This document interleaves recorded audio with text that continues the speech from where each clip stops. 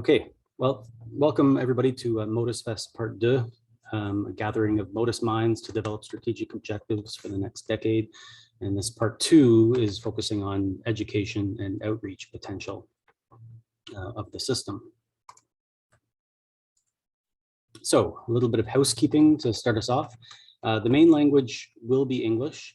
But the meeting's recorded, and you can provide captions on your own below if that's helpful, and we will be providing a transcript of the meeting as well afterwards for those that would like to translate it. The duration of this meeting is 2 hours. If you need a break, take a break. The webinar will be recorded, but when I get to the agenda, there will be an opportunity to have a formal break just after the halfway mark. Our audience, while you're in Zoom there, if you could please edit your name just to give us your name and organization when we get chatting, that'll help us to orient with each other and network. Any questions or discussion, please raise your hand or use the chat function, and the moderators will do our best to cycle through that. To cycle through that and see what we can bring to the forefront. And if you want to make a buzz, hashtag Motus WTS. At this point, if there's any questions, feel free to chime in the chat and we'll go from there. And as well, if you could be so kind as to mute your microphone when you're not speaking. Your hosts for today is Liza Barney, who's a science educator with Birds Canada, Caitlin Welsh, Lisa Kuziuk, and Alison Fetterman from the Willistown Conservation Trust, Taylor Cash and Matt Webb from the Bird Conservancy of the Rockies, Kira Delmore from Texas A&M University, and Lucas Berrigan and myself as well from Birds Canada. We'll be trying to moderate and walk us through our sessions today. And some important acknowledgements. First of all, to our panelists and hosts. Presenters for today, the 100+ registrants, more than half of which have joined us this morning, and of course all the Modus contributors and champions. Modus is a partnership more than anything else, and everything we'll be discussing today is a result of everyone's collective efforts. And lastly, I'd like to importantly acknowledge the Indigenous peoples around the world for sharing the lands where all of our work is conducted. So the agenda for this afternoon. We're well into the welcome and introductions by myself. Following that, we're going to do a brief who, what, where, how interactive session to learn a little bit more about each other and who's here. Then a show and tell, share and tell with 5 presentations from different groups operating sort of Modus education-esque activities. And then we're going to give you a sneak preview of our Modus web and data portals that we're developing, along with some opportunity for feedback. And then we're going to go into breakout rooms where we will discuss some school education and formal education research aspects, and then what to do with just Modus sites. And then we're going to come back and talk about what we talked about in the breakouts, typical pattern, and then we're going to wrap things up by 2 p.m. Eastern, give or take. So within the scope of a broad strategic development framework, we had our sort of regional coordination, or our first Motus Fest in June. This is an education and outreach workshop in August. And the rest of the topics aren't set in stone, but they sort of fit within the different workshops that we would like to hold over the next year or so, with more coming up into the autumn and winter. So please stay tuned. So for those, most of us, I'm going to assume a general knowledge of Modus, but just for those that aren't aware, Modus is an international collaborative research network that uses coordinated automated radio telemetry to facilitate the research and, importantly, education on the ecology and conservation of migratory animals. Now, the research part of it has been much more coordinated because it's really the basis for the entire system, and the education and outreach components are kind of a spin-off, but they haven't been, there's been no formal coordination or activities to date, sort of system-wide. But a lot of the things that we've done have been to encourage and promote as much education and outreach to the public and more formally as possible. And we've come a long way since we first started on a whiteboard at Western University. So collectively, we're maintaining over 1,100 stations close to 30,000 animal tags, and there's over 1,000 partners and collaborators. And why I bring that up is just the potential for outreach and education from our network is truly immense. And that's one of the main reasons that we're here today, is to get a lay of the land, figure out where everybody is at, what the opportunities and potential is, and start to discuss perhaps a path forward. So the lowest hanging fruit from the Modus perspective is, of course, just signage, the basic signage at any of the stations to more advanced interpretive signage. So moving up into more of the research realm, infographics and popular media have been very effective, as well as social media. This is one of the most impactful papers that came out very earlier by Camila Gomez. And on the right is a graphic that was shown in the Globe and Mail, which is a very prominent Canadian news outlet. And then this is an infographic featuring red knot movements and Modus that appeared in Nature and Scientific American. Our Explore data tools on the platform on the website, as well, has been always from the start, and it's also set in the collaboration policy that all the tracking data is open to the extent of being able to view it. So this is just a snapshot of all the Modus data, shorebirds and landbirds. And I'll leave that for now. Lucas will be sort of showing more of those tools later on this morning. But along that same line, we're also working at the higher Modus level to ensure that Modus data is incorporated into broad collaborative projects that are integrating tracking technology. And this has a very research and science applications, but also very important outreach and education components. And we can all look forward to Audubon's Migratory Bird Initiative's conservation platform that'll be released later this fall online. And then examples like ensuring Modus data is captured within the Atlas of Migratory Connectivity that will be that is being worked on by the Smithsonian and Georgetown University. And of course, the broader objective or the higher level of this is how to maximize the impact of our research and our work and our data and all of our effort into bird conservation. But a beautiful thing about Modus, not just bird conservation, bat conservation, insect conservation, conservation generally. And where do we play a role, or how do we fit Modus in to the broader spectrum in this road to recovery, to either halt or reverse the declines in migratory birds? So with that, as a very broad stroked introduction, I say, let's get going. I'm going to throw up this slide just very quickly with some more information about support discussion, where you can find more information about Modus or get in touch. And with that, I'm going to stop sharing my screen and pass it over to Liza.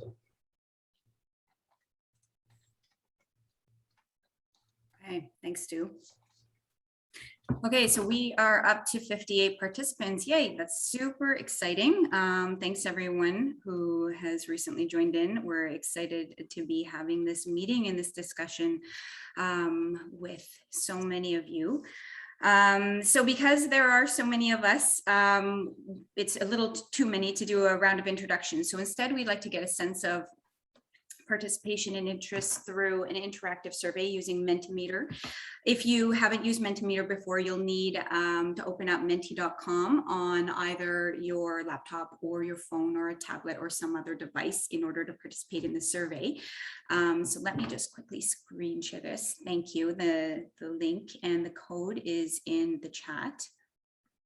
Just give me 1 second to open this up.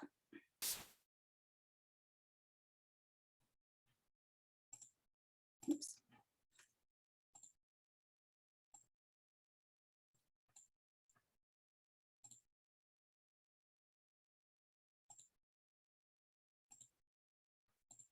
There it is. Am I screen sharing right now, Stu? Can everybody see the big Modus symbol? Yes. You're good. Ah, great. We found it. Okay. All right, so at the very top, you might need to move things around, but at the very top, you'll see a Mentimeter link. Hold on, not yet. How about now? There's a Mentimeter link and a code. And so you can enter this into the code into your Mentimeter, and the question should pop up. And the very first question, we're going to do a little bit of an early bird warm up. What bird can you see or hear outside your Zoom space right now from wherever you are?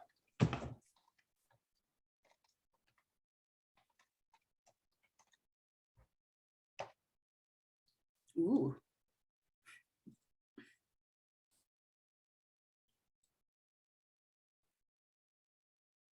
Wow.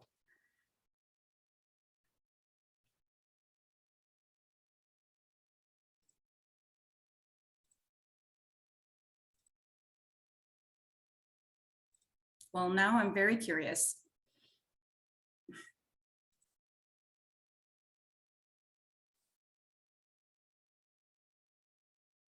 Nothing, sadly.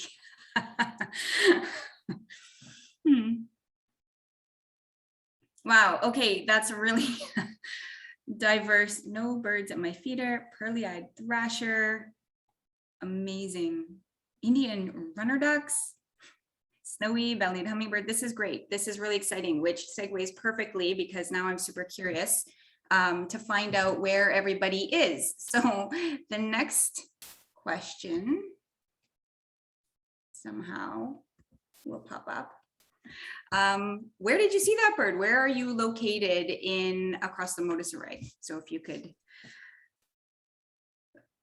add to, oh yeah, that makes sense.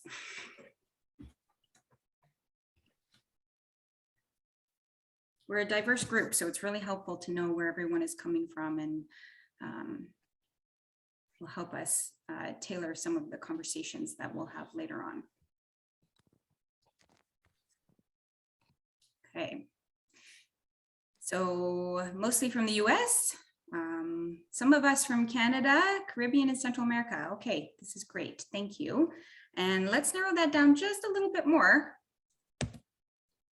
And if you could just type in where you're located, the US is very large. So if you could just type in, you know, your province or your state or your territory or something that narrows down where we think you are located.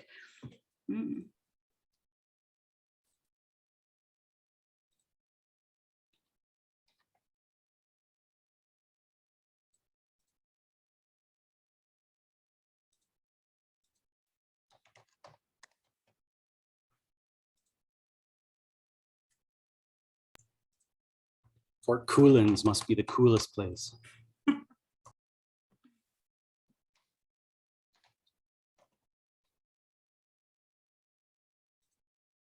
Oh, there's someone else in New Brunswick.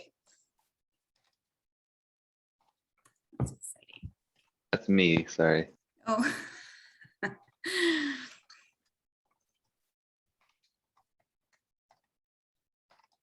Okay. Very good, great diversity. We are spread all over the place.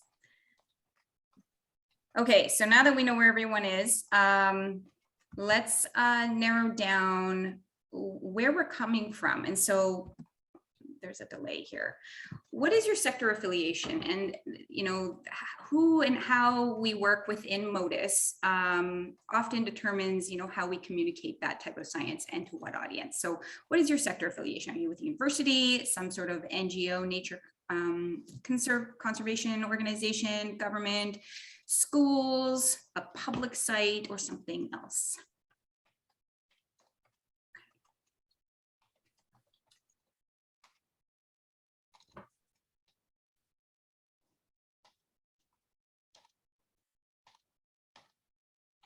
All of these results will be captured and we'll send out in the summary of our workshop. We'll send all of these results out for your interest. Yeah, great. Lots of NGOs, universities, government. Great. Thank you. A couple more. So with this, who is your target audience? So you've joined this meeting because you're interested in communicating some of the cool stuff that you're doing, but who's your target audience? Who are you interested to share your work with?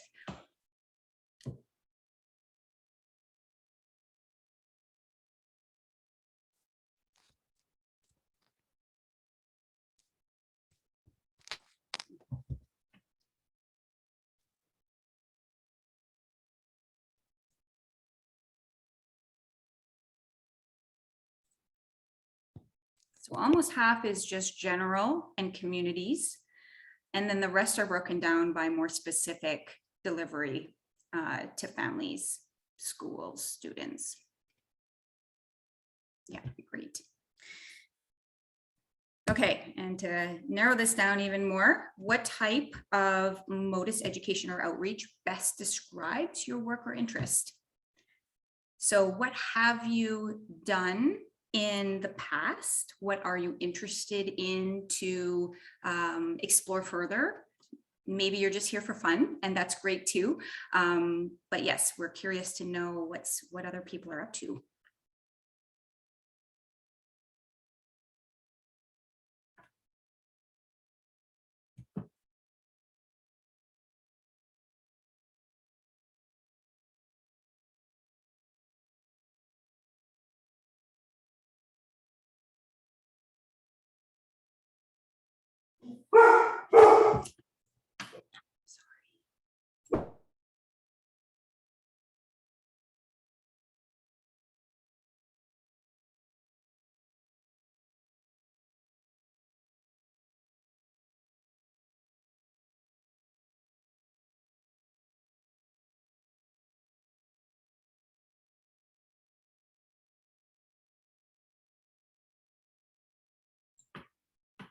Okay, that's a really great diversity too. Okay, so good. I think we've captured all of these at different parts throughout this meeting. So very exciting to see that.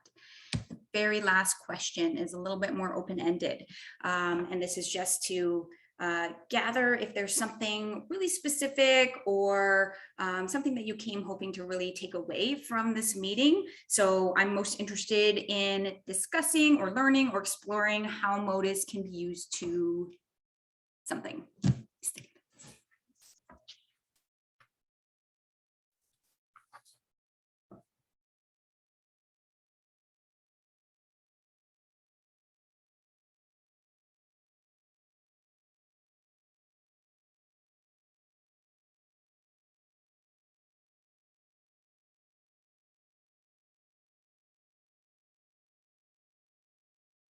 Visualize and summarize data with new database tools, engage people in conservation. Ooh. Yes, care about, cultivate donors, migratory connectivity and full annual cycle of birds, cross-border education tools. These are great. How can students in classrooms utilize Modus data and activities? Improve ecological literacy, public outreach for conservation. Yes. Wow, this is great. Everyone is already minds on. This is perfect. Okay, so if you have already scanned through these, inspire the next generation. That's a really great segue into our next section, because ultimately a lot of our work relies on people for us to communicate our science to people so that people can contribute to conservation through stewardship efforts.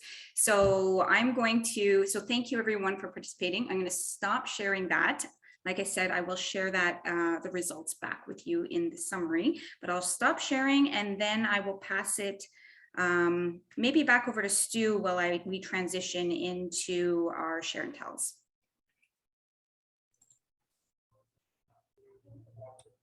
Sure, thanks. So next up is our share and tell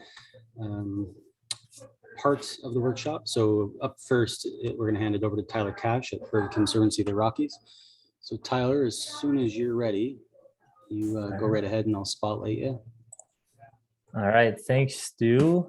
Can you all see my beautiful PowerPoint? Yep. Awesome. Cool. Well, I only have 5 minutes. I'm going to try to make this as quick as possible. But thank you for allowing me to present here, Birds Canada. I'm excited to teach you all kind of our vision of Modus education and what we strive to do out here in the West. So my name is Tyler Cash, and I'm with the Bird Conservancy of the Rockies. I'm just going to give you a quick high-level brief summary of how we are trying to incorporate Modus into our work here at Bird Conservancy. So again, I'm Tyler Cash. I'm the Camp and Community Coordinator for the Bird Conservancy of the Rockies. So I deal with a lot of people of a lot of different ages, as well as working on curriculum and stuff like that. We're based out here in Colorado, so it's still the morning for me. And I've kind of taken the lead in our education team to teach and develop things about Modus. So a little bit about us, the Bird Conservancy of the Rockies. We're an environmental nonprofit, and our mission is to conserve birds and their habitats. And we do this through our three-pronged approach of science, land stewardship, and education. So I'm a part of the education team, and Matt Wibb, who's also on this call, is part of our science team. So just a little example of how we're broken up. However, we do strive to work together as much as possible in order to accomplish our mission. And our work radiates from the border of Canada all the way down into Mexico. So we try to cover this whole, the Rockies and the Great Plains region. So how we're doing Modus at Bird Conservancy, what the kind of work we're working on is our Modus network. It's called the Great Plains and Chihuahuan Desert Network. And we're really focused on trying to get more Modus stations out here in the Great Plains and the West. So the great thing about our organization is Modus can really be part of our science stewardship as well as our education team. So we're really trying to branch it through all of our teams. The science team, which consists of all our Bird Conservancy avian ecologists, they're constructing Modus stations throughout the Great Plains and Chihuahuan Desert. We're trying to fill in that gap. Again, most of you have probably seen that map where the East is doing really great. They have a bunch of Modus stations, but we're still trying to fill that in here in the West and the Central Plains. That network will help us fill in knowledge gaps about migratory grassland birds because they are in peril right now. Our stewardship team helps with Modus because they are connecting the Modus team with our science folks to different landowners we work with. So they're able to reach out to private lands and construct stations on their land and others. So that's how the stewardship team is connected. And hopefully that will lead to constructing just more stations on private land and help expand this network that we're trying to build here. Then the education team, which I'm a part of, we're educating all ages, basically from ages 4 and up to adult, about Modus and how scientists can use it to study birds and migration. So the education team, our mission is really just to educate everyone about how we can conserve birds and their habitats. So that's one way that we're using Modus. And then more specifically, what we're currently doing is, for the education team, is we're educating about Modus, so how it's used to track birds, how we construct them, and we're educating at our bird banding stations. So we have bird banding stations set up in the spring and the fall. So we have school groups that go out there, we have general public. So we're talking about banding, but also the other research techniques that we use here at Bird Conservancy as well. We educate about Modus at different events where we have little booths. And then, of course, I'm the camping community coordinator. So I have been educating a lot about Modus with our bird camps that we run during the summer and the winter, which has been really fun because I've been trying to pilot some different things that I'm testing. I can test them on our campers who come to our camp just really to learn about birds. So there's a bunch of bird nerd camps. They're super fun. However, all of these efforts that we're doing for education currently they're really informal. I'm dealing more with just discussions and exploring, and nothing has been added to our curriculum yet. And that's because some of our challenges. I just don't have a lot of time to build this curriculum and give it out to schools. I'm currently the only person on a really small education team that's putting some time into our Modus education. And I can only dedicate like 15% of my time throughout the year. So for me, it's trying to find the time to spread Modus to our schools out here in Colorado. And then also just schools in general, they're still struggling with the COVID impact, and we're having a lot of trouble getting field trips out to us and going into schools to educate as well. So there's a couple of challenges, but our dream for Modus education is hopefully one day to take students out to a Modus station for a field trip where they can meet with one of our scientists and then learn a little bit about the station and how we use it as a tool to study birds, which is super achievable. And then we also want to make interactive displays at the nature centers we partner with and get that like passive education through those outlets. And again, this is all, it's their dreams, but we can definitely make this a reality, hopefully in the next couple of years, once I find a little more time to work on this. And a little bit over 5 minutes, but pretty good. Any questions? I'll stop sharing.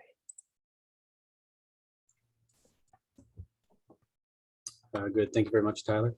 While we sort of transition to Liza, if there are any questions, please put them in the chat, and there will be opportunity for further discussion throughout the workshop, so don't feel pressure. And you can always get in touch with Tyler at any time. You're gonna throw your contact in the chat there. Go ahead, Tyler. Yep, Yeah, so you- here's my Sorry, go ahead. Yeah, Tyler put his contact in the chat for everybody, and I'm going to hand it over to Liza, and we'll go from there. Thank you very much, Tyler.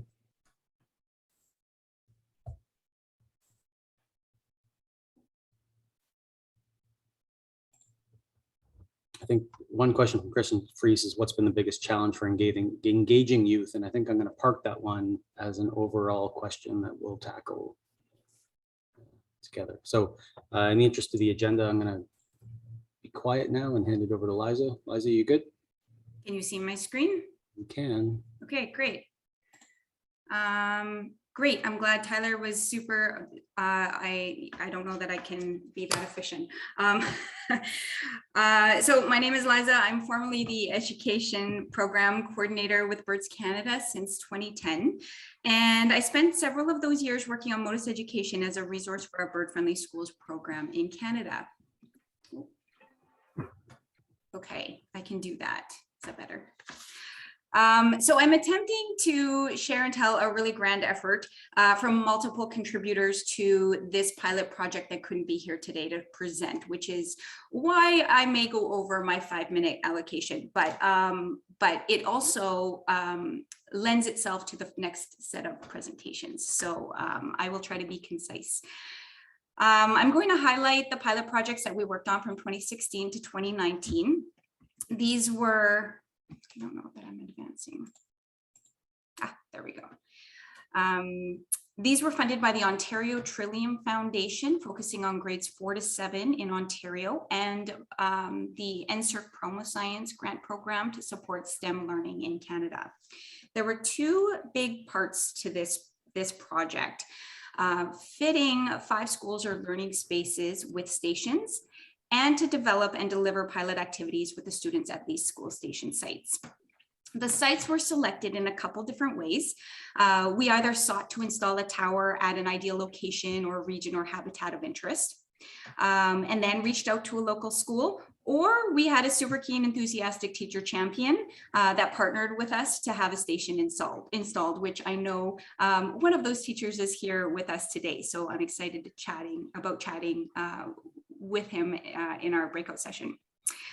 So this station map is zoomed into Eastern Canada to highlight the stations that were part of this project. The elementary school in Brantford, Ontario, 3 high schools, 1 in Nova Scotia, 1 in New Brunswick, and 1 in Moosonee, Ontario.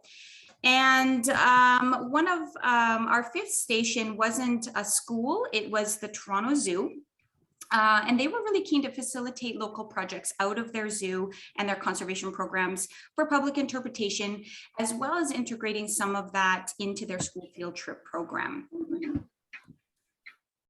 So while more and more schools are coming on board since this project wrapped up, and that's very exciting, and we're going to hear from some of those in the next presentations, each school install really does come with its own set of considerations. So I'm going to just briefly highlight some of these considerations or challenges, as well as opportunities for school stations. One of them is approval for infrastructure. This can sometimes take a little bit of time, as different schools need different approvals from either at the school level or the border district level. So this is something to build in if you're thinking about working with the school system for your project. Troubleshooting installs at the school. So the, different roofs and different schools have different ways that you connect to electricity and the internet. And so each install is unique and has its own set of considerations. Training a school staff person to be a station caretaker is another piece of the puzzle, so that there isn't always somebody that has, especially if it's a remote school or somewhere outside of your regular circuit. So setting up and having that liaison of a school caretaker to man that site. And then, of course, outside any project like this one, the funding to set up and support a station at a school would be independent. So that's also a consideration. But of course, the opportunities are endless for being part of a project like this. So of course, there's direct student engagement in a real world science and research that's happening on the roof of their school. It's so exciting for students to have a secret peek into the world of birds that are moving over their school. They absolutely love not knowing who flew over that night, and then they go and check their metrics and they discover new things, and that's exciting.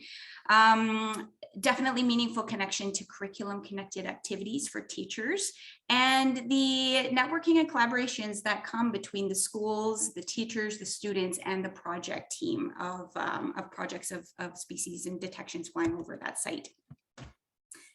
So the second piece to all of this, we're developing the activities and resources in the early phases of this pilot, which we're targeting grades 4 to 7 in the Ontario Science and Technology curriculum. And the best fits for that were habitats and communities, biodiversity, and ecosystem interactions. So I just want to take us on a quick journey all the way up to my very first pilot school in Moosonee, Ontario, which is a remote northern community of the Moose Cree First Nation. And it's an important stopover site and breeding site for many shorebirds, which we all learned about in Motus Fest through the James Bay Shorebird Project. The Modus towers on the Northern Lights Secondary School, but my very keen teacher champion actually taught the grade 5 class at the Moosonee Public School. So they are featured in this pilot. So Modus and even birds in education are quite niche specific. So it's very difficult to just jump in and have uptake with a standalone Modus focused program. The core Modus activities were only part of the story and needed to be built into a bigger idea or integrated into existing context. So the learning journey that the students went on was bigger than just Modus, but it was a really important part of the whole experience. And so we started with exploring and engaging. The very first day that I got there, I had 3 days to work with the same group of students and really dive deep into all of this material. I had 3 days to work with the students. The first time we met, we went outside and we went and explored. And this was really great. It was early April, still very wintry in Moosonee. And this gave us a chance to go birding, learn how to identify birds, use binoculars and scopes and field guides, and really get to know the winter birds before the spring migrants showed up. We furthered our curiosities with some knowledge building. And we took a virtual field trip down to Long Point Bird Observatory in Southern Ontario, where they were actively banding the spring migrants that were on their way to Moosonee. So that connection of that geographic place-based connection was a really powerful experience for them, that those birds that they were seeing on the screen being banded were on their way up north. And that's a real cool experiential learning opportunity for them. We also played with some radio telemetry and learned how the technology is used to track moving animals that have been tagged. Okay, so after we built some of that context, we were finally ready to learn about the exciting Modus projects that were underway. The students worked through guided activities called case studies. And the case studies were species specific, highlighting the associated research project with the data set that the students used to map the movements of a particular bird. And they were able to back check their mapping skills with an animated track on the Modus website directly connected to their case study. So they were able to see the movement of that particular bird that they mapped from that particular project. After we did that activity, we followed up with some critical thinking discussion questions to really compare the different migratory strategies of the different species and address the conservation concerns between them. And by this point, the students were quite deep into their learning and naturally, which was lovely to see, naturally progressed to that next stage of how can I help, or what can we do here? And that really took them full circle back to their own location and their own local birds and their own local nature of how can I help. So they embarked on some art and they did some research to figure out which migratory birds pass through Moosonee in the spring. They made a migration art wall in the school library to educate their peers about birds that would be arriving soon. And they built some nest boxes in anticipation of the tree swallow arrival. Okay. So after various versions of pilot activities, which was very in depth with the Moosonee school, but pieces of this were tested with all of the other schools at the different curriculum and grade levels. And so by this point, we were ready to sort of pick and choose the most successful and narrow down what worked and what didn't. And so we built a modular program designed for a teacher-led delivery that fits with provincial curricula in Canada from grades 4 to 12. And the goal with the pilot materials was really to be as self-directed as possible. The purpose of this was to limit that barrier for teachers feeling that they needed to find time to learn something new before they could teach it. So we didn't want them to have to invest a large amount of time to pre-learn about birds and Modus in advance, but instead take the time to facilitate the activities and learn alongside with the students.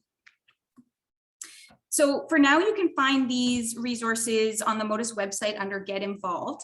Unfortunately, these became available in December 2019, which before they could be formally launched in the spring, most of our Canadian schools had shut down. And here we are. So these resources are still available, but they really haven't been really pushed out there. So there hasn't been a large amount of uptake on diving into the Modus Ed materials that were produced to date. So I want to do just a quick walkthrough of what's available in case you're interested to explore a little bit further. To orient us, this page has tabs that introduce Modus. So at the top left and moving across the tabs, some educator resources that provide some Modus background and pre-Modus activity suggestions. And we're on the student activity tab right now, which I want to whip through some of the activities quickly. So the migration education presentation, it's an interactive readers theater activity where the students and teachers learn about birds and migration and Modus together. Our virtual field trip program brings an experiential learning opportunity to students anywhere in Canada or anywhere to meet with our banding team at Long Point Bird Observatory in either during the spring or fall migration. And we've been running this program since 2015, but since we've been getting more Modus interest, adding in the tracking science and the demonstration of the station tower and how we tag birds with the nano tags and release them, and the information that comes back is just one extra level of exciting for them, especially because then they can see the data on their screens at their schools. Okay, I mentioned the case studies in the original pilot. The student-led activity aims to build the knowledge by diving deeper into a particular species or project.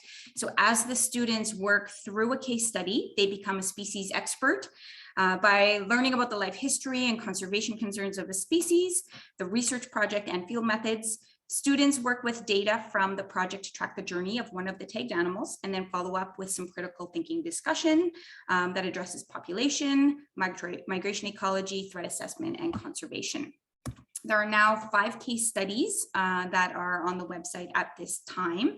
So the red knot, the semi-palmated sandpiper, barn swallow, and 2 Swainson's thrush project that address different project and questions. Okay. And one note about this, the goal of this model was really to offer a template for any of the research projects to develop their own case study and build a large selection of project-based case studies that students can pick and choose from, depending on the region or species of interest. So I'm happy to chat more about that later if anybody is interested to attempt one of the case studies with their own projects. Okay, so we're getting close. So while the case studies are static, canned data sets and activities, the Explore Modus activity is a guided work through activity that walks the students through the Modus receiver map, and it helps them navigate to investigate a station or a species of interest in real time. So we all know that as we move through the Modus receiver, there's lots and lots of information, and it can be very easy to be overwhelmed or go down the wrong rabbit hole. And so with this guided activity, it really provides them geographical context of where they are, where the nearest station is, what birds are being detected near them. They can compare it to another station somewhere else, what birds are being detected there, where the bird's going, where they're coming from, and it just opens endless opportunities for classroom inquiry and student projects. So that's super fun. The last piece of the student activities was in progress and was driven by the interest of high school teachers for some statistical activities. So we were in the process of building a guided activity in R for students using the barn swallow case study to see how data is interpreted and visualized and communicated through outputs using statistical software. Okay. So let's jump out of student activities and go to Find Your Station. This is the last super cool thing I want to share. And again, I mentioned that as we navigate our way through independently through the Modus website, it is packed full of interesting information. But as you can imagine, for someone very new to Modus, not easy to necessarily find what you're looking for. And so the goal with this tool was to put the schools in a way that is easy to navigate. So find your school or find your site.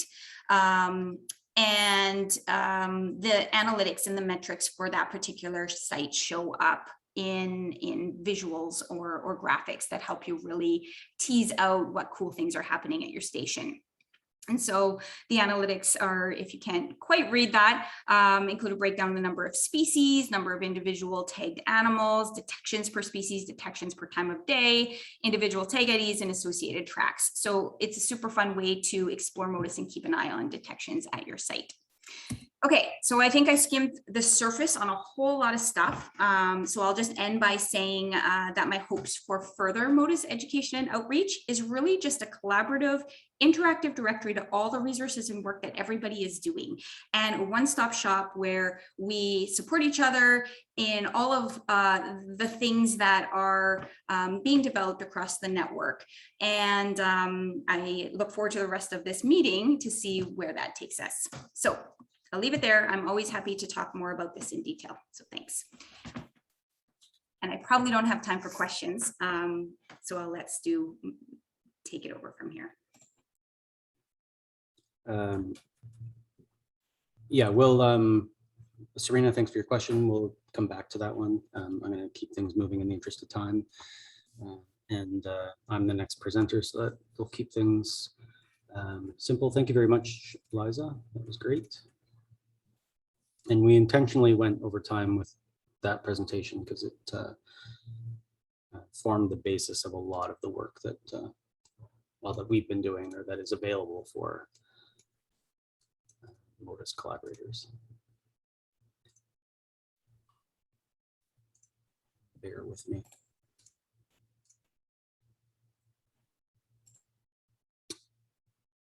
Okay, you can see Modus education at bird observatories. Someone say something. Yes. Yeah. Thank you. Okay, Sorry, just managing screens here. Okay, so both as Tyler and Liza sort of showed and alluded to, at banding stations or at sites where there's active bird monitoring and research going on, there are lots of opportunities for the integration of Modus education, but not just Modus, tracking technologies in general, and taking a step up from just the bird banding blurb that we tend to be very good at, but expanding it to like the next generation. So what I mean at bird observatories, everybody knows sort of the classic definition of a bird observatory, and many banding stations and projects masquerade as bird observatories, even though they don't label themselves as bird observatories. But there's also many parallels to nature and outdoor education centers, research stations, eco lodges, national wildlife refuges, and zoos, where a lot of what I'm going to speak about is very similar to them, as well as your traditional bird observatory.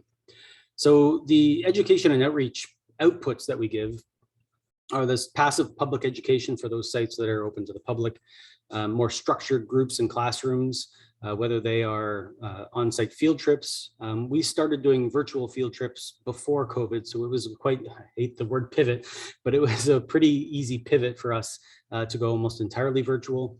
And then obviously, every observatory or station has their own impact in terms of publications, an online presence, and social media. And there's also a very important training component, which is wrapped up into outreach and education in terms of the volunteers, the staff, and the researchers that go through these systems or through these places to learn, how to band birds and do mist nets. But there's an opportunity to sort of elevate what they're learning. Observatories provide existing infrastructure, power, and internet. Again, observatories, friendly staff, volunteers, and researchers that are available to work with the equipment or take care of it. On-site formal and informal research and education, academic connections, or it could go the other way. For an observatory without academic connections, the installation of a Motus station may attract some. And then observatories tend to also be at strategic locations for bird, bat, and insect migration. So there's a lot of important reasons why every bird observatory in the world should have a Motus station. And what observatories gain is an expanded research and education opportunities. You're not just left talking about bird bands and banding and what it can provide, which is very important. I don't want to belittle the importance of banding and the demographic information we can get from it. But this plot here shows all of the banding recoveries in 60,000 in 60 years and over 1 million birds banded at Long Point Bird Observatory, compared to what I'll show you next with Modus. So it gives observatories a non-zero probability of band recovery, which for the most part, you're never seeing the bird again. Increased scientific and conservation impact, and then access to all the results and online resources that we'll be sharing. So this is an example of all the Swainson's thrushes ever recovered from over 100 years of bird banding, contrasted to 5 years of Modus. And when you take a look at the network now, we already have an existing network of infrastructure operators and educators. So all the circled areas are where there are observatories or research stations or groups of that nature, all in or getting all in or engaged in Modus activities. And then, so at Long Point Bird Observatory, our public outreach station is the Old Cut Research Station, where we used to and may slowly begin to integrate on-site learning again. And really we also happen to have a large Modus station right outside the banding lab, which helps for all kinds of interpretation. And what we have started to do with our online and our in-person workshops is it takes another pivot. It takes a modification of our traditional banding education and training lexicon into the introduction of new tracking technologies and their role in science and conservation. And that's a little bit difficult. The bands and the birds are very easy. You can't tag a bird all the time when you have people there, but you can show a tag, you can share a tag. And I'm not just talking about Modus, but the opportunity for geolocators or satellite tags, anything that you can have on hand as demos to expand that range. And then you also have the options for the exploration of data, whether it's live with the students or with follow-up activities as Liza followed. And then also a sort of a shift in the training regime that observatories do, where there's mist nets, there's extraction, there's aging and sexing, and there's bird banding. And the next logical progression in that more advanced training regime is, well, how to fit and properly attach transmitters and tracking birds. There's this whole opportunity for that work to be done as well. So I'm probably over 5. This is just an example of from Old Cut. All of a sudden, those are all the Modus detections. And if you want to see just nighthawks that fly over Old Cut, there's where all the nighthawks go. It really expands our opportunity to do a lot more. So I'm going to stop there. And I think we're going to pass it over to Caitlin's video if Liza is ready. And I can take a question in the meantime while we're transitioning, if anybody has anything. There was nothing in the chat from your talks too, which is great. There's some great discussion going on that we should talk about later.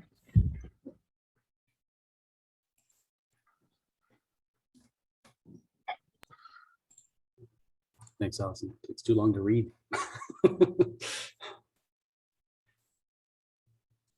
We're not going to lose the chat, so I'll follow up with that either on the chat or we can follow up in some of the breakouts. So if you have a question that wasn't addressed, that was in the chat and you're in a breakout, that's a perfect opportunity to bring it up again or in a discussion following. Can you see Caitlin's screen? Sure can. Okay.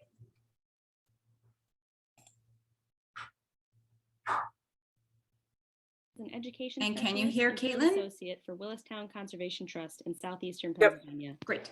I couldn't be there today, but I'd like to share a snapshot of what my experience with Modus through education has been like.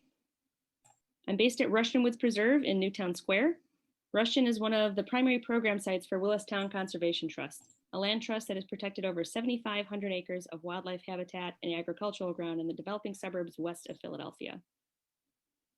Rushton hosts a banding station operated by the Trust Bird Conservation Program, which works to promote bird conservation in part by inviting the public to observe our banding operation during the spring and fall migration periods. The bulk of my experience with Modus has been part of the Northeast Modus collaboration. It's a regional partnership which has worked since 2017 to expand the interior array of Modus receiving stations in the northeastern United States. In my experience, opportunities to use Modus data and research for educational purposes have largely been exploratory. For my master's capstone project at the University of Pennsylvania, I piloted migration education activities developed by Liza Barney from Birds Canada to see how Modus collaborators with a focus on education might partner with schools in their community. Through the Trust Banding Station, I was able to connect with Westtown School, a local K-12 boarding school already familiar with our programming and with whom we wanted to further develop our relationship. Part of my project involved installing a receiving station on their campus. I was then connected with the upper school scientific research teacher who used this partnership to connect her students with local conservation professionals and expose them to field research. Students prepared to visit Rushton by establishing context using some of the materials developed by Birds Canada. The field element then helps students gain an appreciation for the vast effort that goes into conducting research on this scale, develop personal connections to their local environment and wildlife, and ultimately translate these experiences for other students and educators within their community. In 2020, I started working under a grant from the Pennsylvania Game Commission. Working around COVID restrictions, I conducted virtual pilot workshops to introduce Modus and the available resources to both formal and informal educators in Pennsylvania and the Northeast Modus Collaboration's extended network. I also built on Liza's work and drafted a species case study that used Modus detection data from a wood thrush tagging project conducted at Rushton. For the 2020-2021 school year, I again worked with Westtown as a project mentor for the scientific research class. I worked virtually with the student to help him explore topics related to migratory bird conservation so he could develop an independent research project. The student recognized that creating awareness and fostering connection are challenges to inspiring conservation action. So we developed content for the school's webpage to highlight Westtown's partnership with the Trust and Modus, and worked with teachers in other divisions to foster student interest in the campus habitat and biodiversity. I also worked with an 8th grade science team from AIM Academy to develop a learning module with a social emotional emphasis. I co-facilitated virtual and in-person lessons to provide background knowledge and foster connection by teaching students about a resident species using the wood thrush case study in combination with the book Flute's Journey.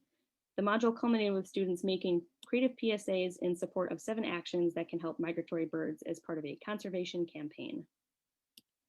Prior to my work with Modus, most of my experience educating about birds was due to the interpretive nature of our work at the banding station.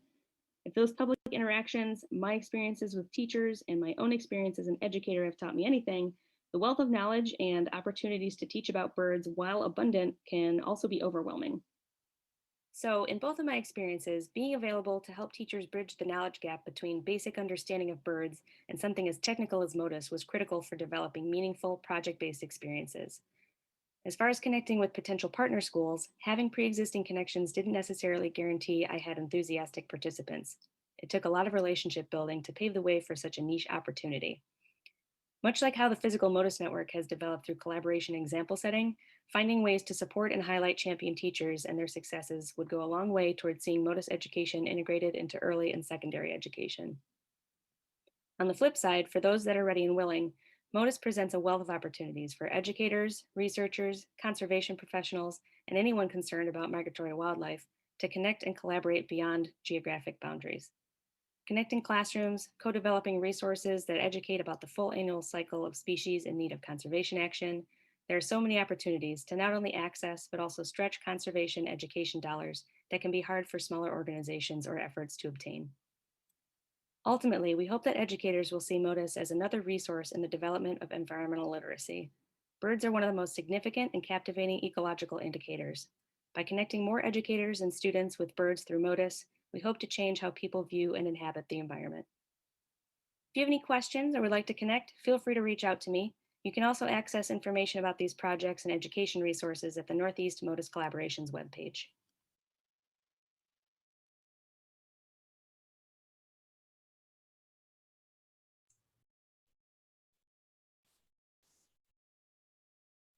Thank you very much, Caitlin.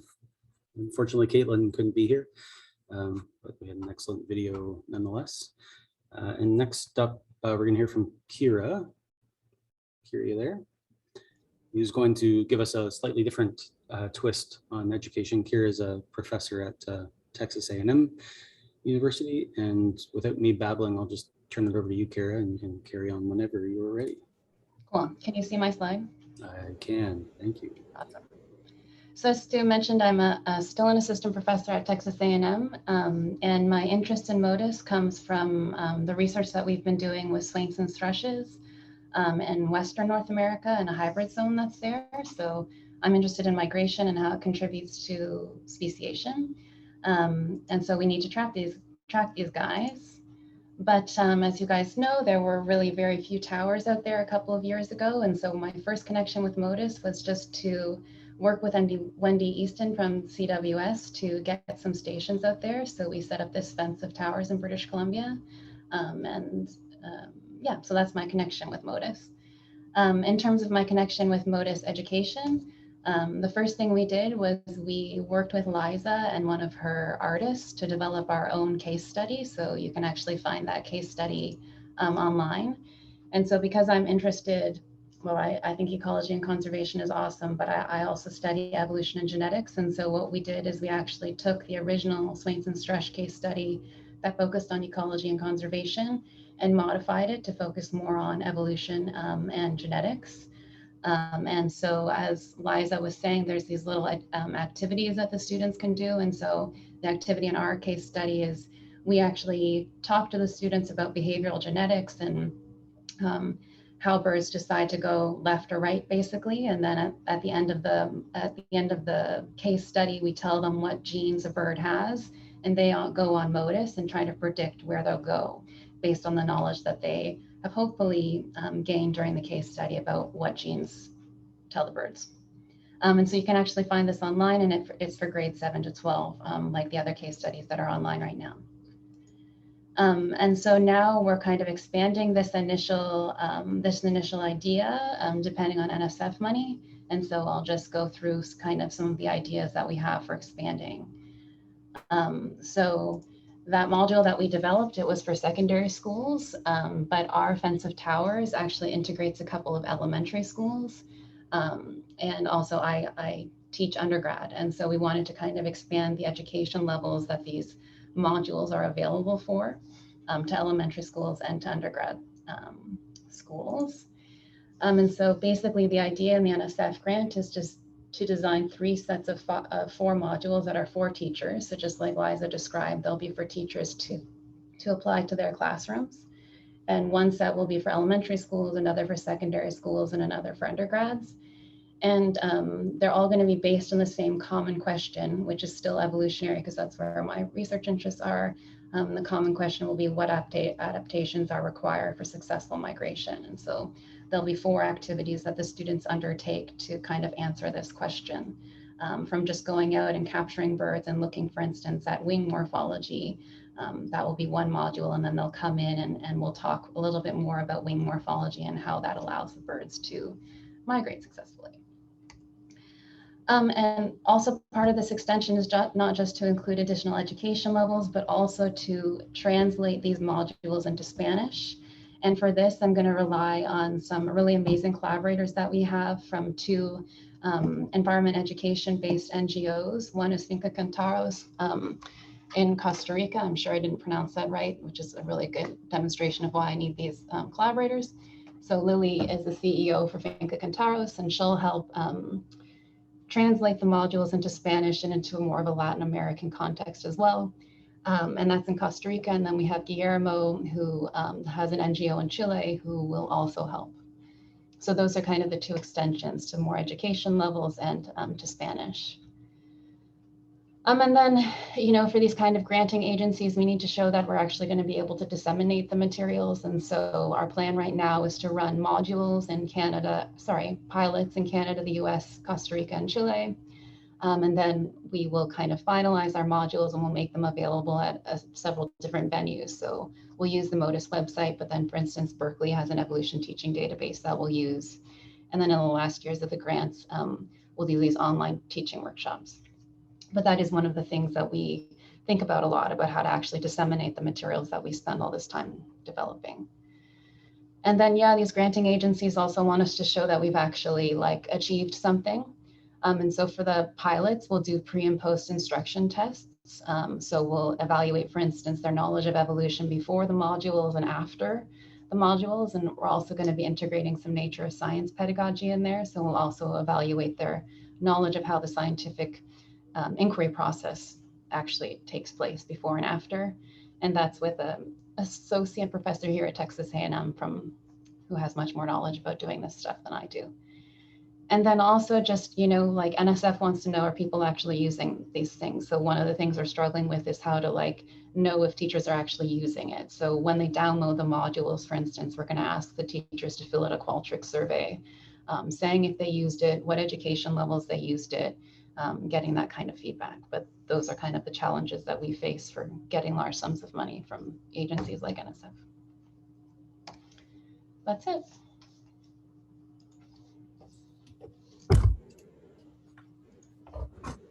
Awesome. Thank you very much, Kira. If there's any questions, we can take a look as we're transitioning.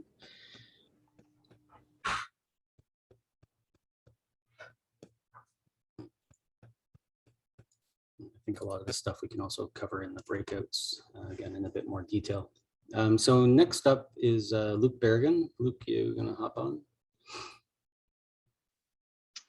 So Luke is the coordinator of the Modus Atlantic array, and anybody who's been coordinating with him, he's also one of our key technical specialists as part of the team.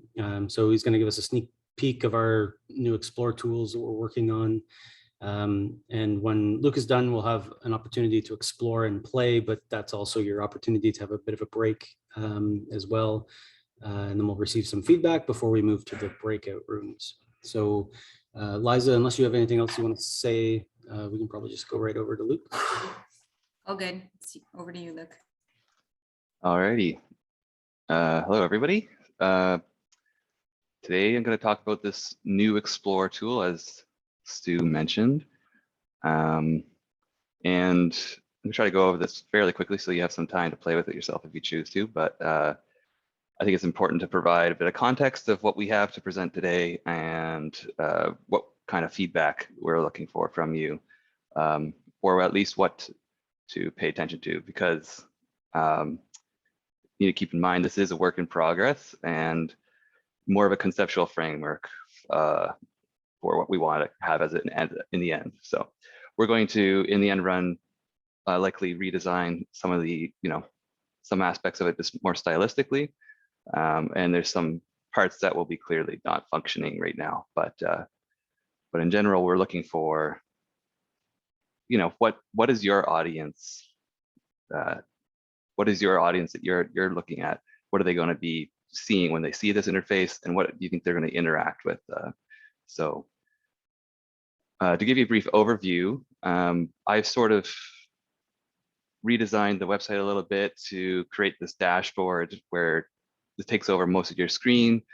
And the idea is that when you want to explore data, you want to view just, you don't want to be cluttered by menus and all that stuff. So I just want to keep things simple and showing one graphic at a time. And then you have a series of controls next to that graphic. So for this, this is the main page that you go to when you click Explore Data. And this is might be familiar to you, it's the receiver map that you get on the main page. And right now we don't have a legend here. So, that's one example of something that's not quite completed, but the color scheme, if you're wondering, it's just to do with the frequencies of the receivers. And so this is all different receivers. As you hover over the receivers, it gives you a short summary of that receiver, whether or not it's active and what it's detected. And one of the goals of this redesign is, to go further from that design that we had previously, which is somewhat functional, but can be hard to navigate. And so we wanted to improve that the accessibility to a wider audience. And through that, we want to have more like this circular nature to all the data access. So there's many ways to get to the same point. If you want to see an individual detection of an individual bird, like how do you get to that? Or, I want to see what was detected at my station. How do I get to that? Those are the kind of things that we were thinking of when we were creating this design. So how quickly can we get to the information we want to? And then from there, how can we go to other pieces of information? While at the same time, keeping things simple. So it's as you can understand, it's a bit complicated, especially because we're trying to approach a wide audience of different interest groups. So, there's the public, but as one group, there's students, but there's also educators, there's researchers, scientists, and also other partners like industry partners that we want to have this tool being used by. So one approach that I've taken with the design is to have these separate views available. And so it begins simple, and if you choose to, you can go to a more complex view of, more in-depth detail. So let me just get started here. At the beginning, we're going to ignore this very top menu here where it says Home About. That's just a placeholder. So at the beginning here, we have these first 5 options: there's stations, tracks, regions, projects, and species. And that's sort of what we decided, that those are the main categories that the data is going to be split up into, and those main navigation points. So if I want to view all the tracks, I can click. Just have to get rid of this. I can't actually see it on my screen. Okay, here we go. So if I want to view the tracks, I can click on that, and it shows me a summary of all the tracks. So just give it a second to load. And here, this is sort of, might look a little strange. It's just because of the fact that we have over 100,000, or actually 200,000 tracks that are being displayed here. I've actually summarized them and grouped them together to make it possible to even visualize it on a computer. And that sort of comes together with another caveat with this demo for today, is that this is not very well optimized quite yet. So we need to fix some of these issues with the data being slow. We weren't focusing on that during this design. It was more that approach of navigation and where things, like what graphics we're displaying. And so we're going to optimize this like in the future, but just keep in mind that just give it a little bit of time when you're loading things. So that's the visualization for tracks. And I'll go to the next options too, just to show those in a moment. But below this main menu here, where those main 5 categories are, there are these icons here, which are the tools that are common among all pages. So begin, you have filters, and this allows you to filter for any one of these options here.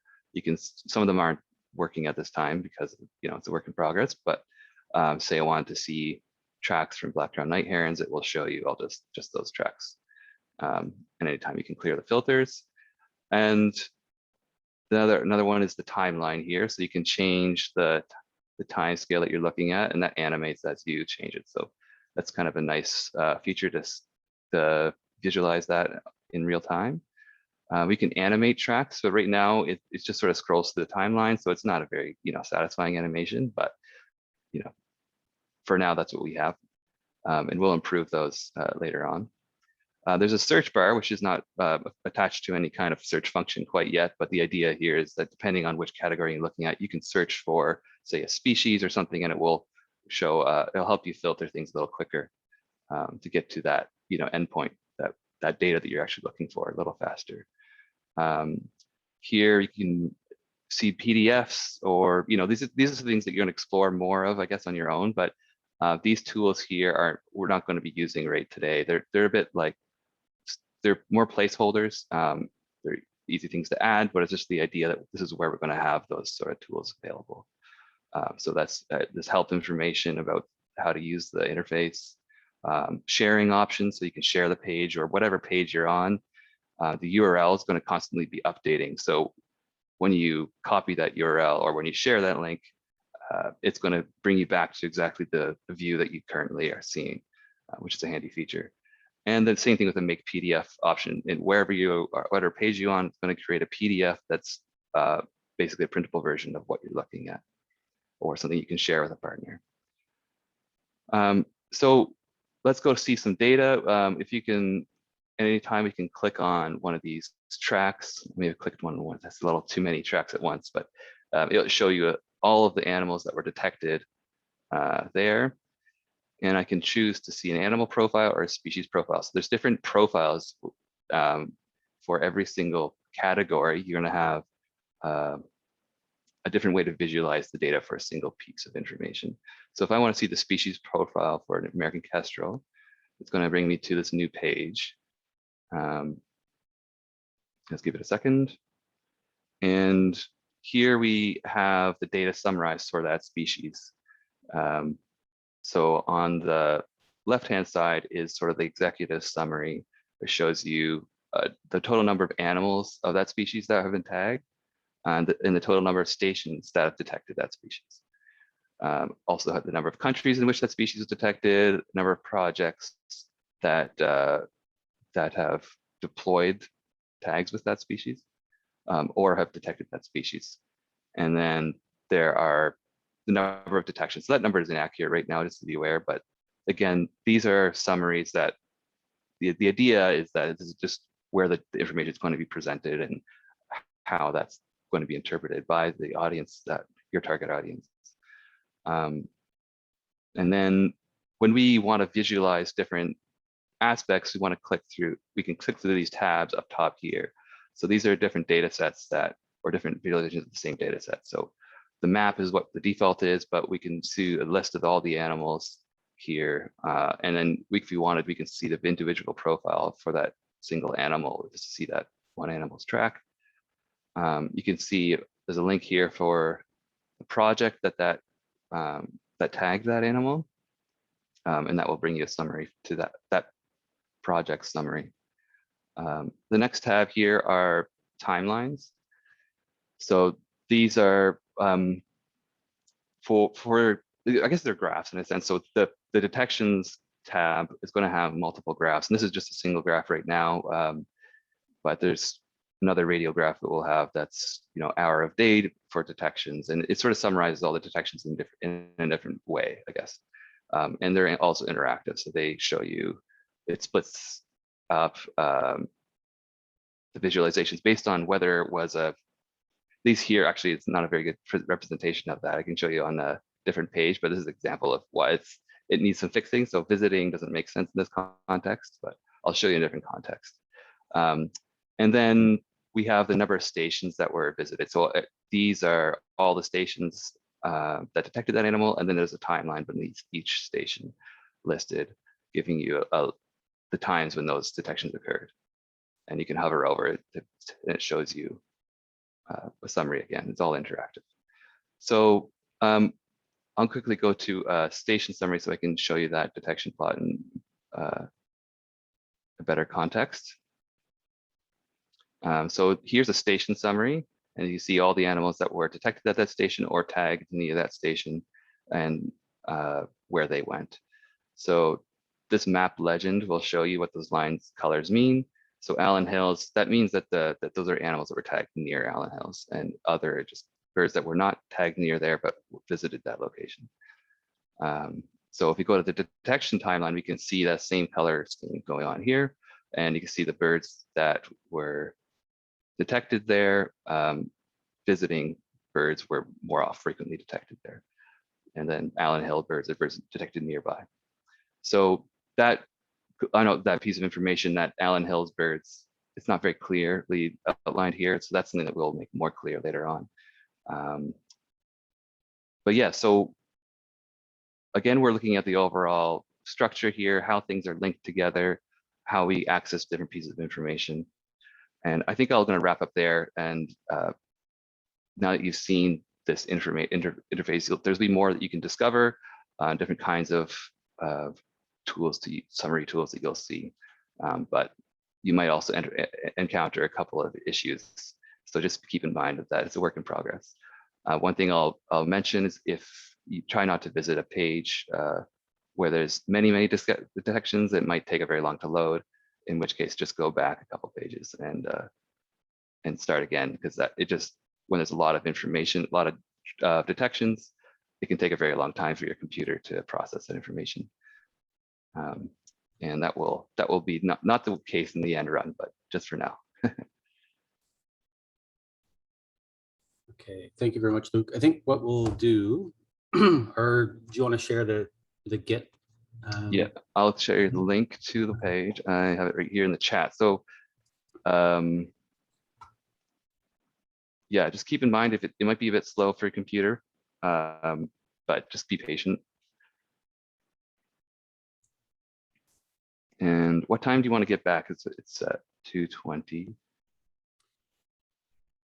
I think what we'll do is let everybody play around till 1:30, and we may actually skip the guided development and discussion and feedback aspect and let people play, and then we can try to incorporate any feedback. Personally, you can contact us anytime at modus@birdscanada.org, and there will be opportunity for feedback within the breakouts or afterwards as well, and then in person.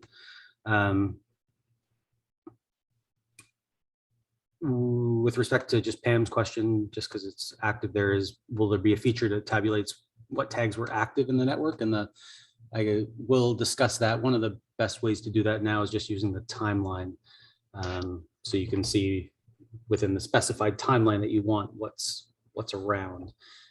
We may need to dig into that question a bit more, Pam. Yeah, so just an example. Go ahead. A quick example of that is on this page here. We're going to just click on this option to view deployments, and that will just remove the tracks and show you the location of where the tags are deployed. And then this timeline will provide you a time scale of when that occurred. And that will be provided in a table format. So a thing I forgot to mention is on every page, we'll have a download link for the data that's being viewed at that given moment. So in that context, it can be accessed.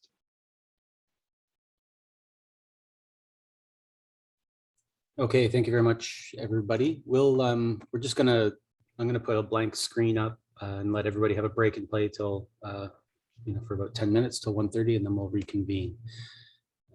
So enjoy.